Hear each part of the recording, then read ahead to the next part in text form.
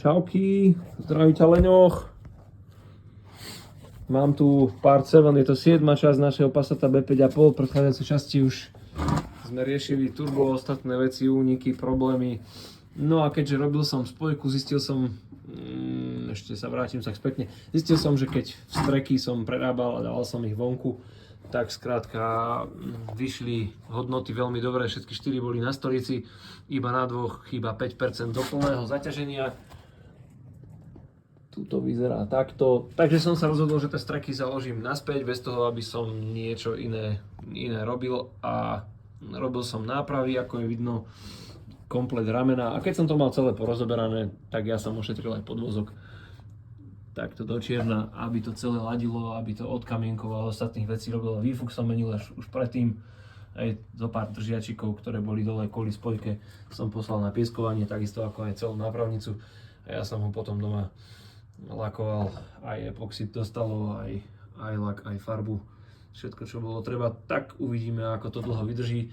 No a z tohto neostane nič, lebo keď máte staršie auto, tak tam každá jedna skrutečka, aj tam to proste všetko musí spraviť. Takže ja som objednal aj tlmiče, aj pružiny, horné uloženie, samozrejme senzor ABS-ový a tak ďalej a tak ďalej.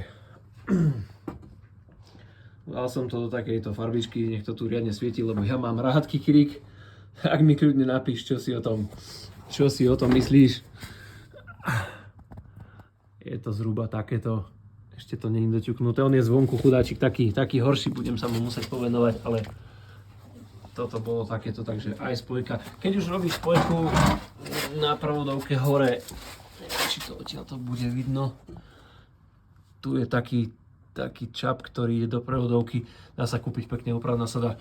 Určite ho vymeň, keď toto budeš mať všetko dole. Ja som aj homokinetické kluby dal komplet nové, nehral som sa s tým. No a potom máš ešte prísun ku štartéru, ktorý je tu. Aj ten som môj štartoval, ale ja som ho dal von, budem ho predávať, a dal som si nový. Takže taký menší upgrade o tom, čo všetko bolo spravené. Uvidíme, ako sa to bude chovať, už sa celkom na to teším.